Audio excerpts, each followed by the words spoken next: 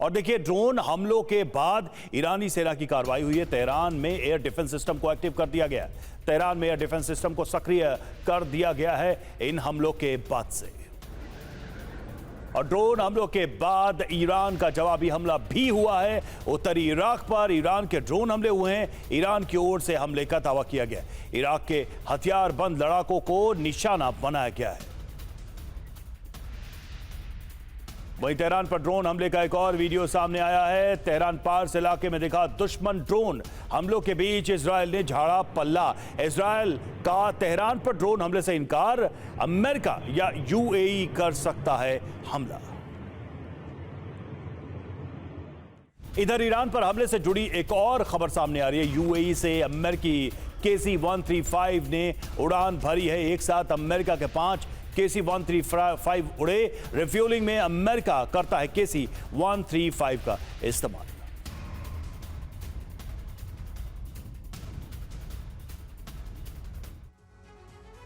तो देखिए, ईरान पर यूएई से क्या अटैक हुआ है, सवाल ये। कुछ खबरों पर नजर डालते हैं और इससे एक अंदाजा जरूर लगता है।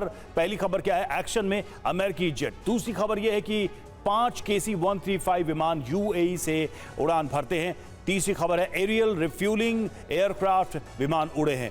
बड़ी बात यह है कि फ्लाइट रडार पर डेस्टिनेशन की जानकारी अभी तक नहीं मिली है। खतरा क्या है?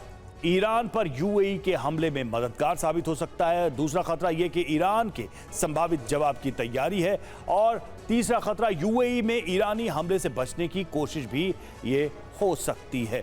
तो इस तरीके से ये सारी स्थितियां हैं। डीके पांडे सर, ये जो अलग से जो खबरें हमने बताई हैं इन तैयारियों की, चाहे रिफ्यूलिंग की हम बात करें या फिर जो दूसरी तैयारियां दिखाई दे रही है, डेस्टिनेशन तो पता नहीं चल रहा है, लेकिन फ्लाइट रडार पे ये ज़रूर पता चल रहा है कि रिफ्यूलिंग विमान हवा में हैं। ये सब क्या है? क्या तैयारी चल रही है? वाकई में ये सुरक्षात्मक तैयारी है या किसी बड़े ऑपरेशन के पहले की एक्सरसाइज आपको दिखाई देती है? D K Pandey sir. जय हिंद। और देखिए, बहुत महत्वपूर्ण बात है कि किसी भी एयर टू एयर रिफ्यूलर का हवा में मेंटेन करना। देखिए, KC-135 72 घंटों तक हवा में रह सकता है। ये उसकी खास बात है, उसकी ये क्षमता है। और इसके पीछे प्रयोजन क्या है? प्रयोजन ये है कि आप युद्ध क्षेत्र में हवाई जहाज को, उनको एयर सिक्योरिटी है, उनको पता है कि कोई ईरान की तरफ से हमला होना नहीं है, तो वो एयर रिफ्यूलर को उन्होंने हवा में रखा है जब तक उनके ऑपरेशन की रिक्वायरमेंट पूरी हो। पहली बात तो ये। दूसरी बात ये कि क्या आवश्यकता पड़ी इसको हवा में रखने के लिए? उसकी आवश्यकता, इसका साफ इंडिकेशन है कि कुछ ऑपरेशन प्लान हो रहा है। साथ में अगर एयर डिफेंस ऑपरेशन कंडक्ट किए जाते हैं, यानी कि अगर ईरान अटैक करता है और उसके खिलाफ उन जो लॉन्चर्स, लॉन्च पैड्स हैं, मिसाइल लॉन्चर्स हैं या ड्रोन लॉन्चर्स हैं, उनको निस्ताबूद करने के लिए, उनको तबाह करने के लिए जहाज उड़े और उनको अगर रिफ्यूल की जरूरत हो तो वो हवा में जाके और रिफ्यूल कर लें, क्योंकि बहुत बड़ा वैध क्षेत्र है।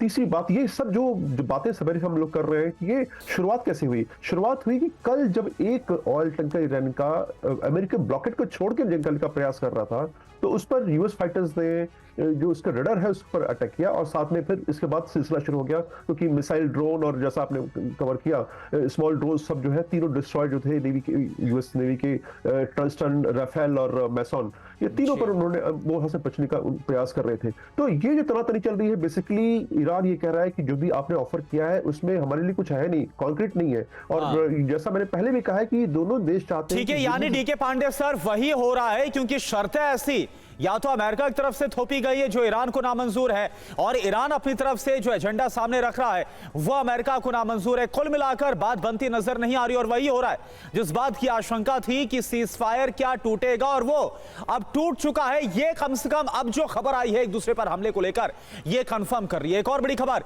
ईरान ने यूएस डिस्ट्रॉयर पर हमला किया। ये देखिए आप, जो सीजफायर टूटा है इसको लेकर एक और बड़ी खबर क्या आ रही है? यूएस डिस्ट्रॉयर हमले के बाद पलटवार। होर्मुज में IRGC ने दागी है मिसाइलें।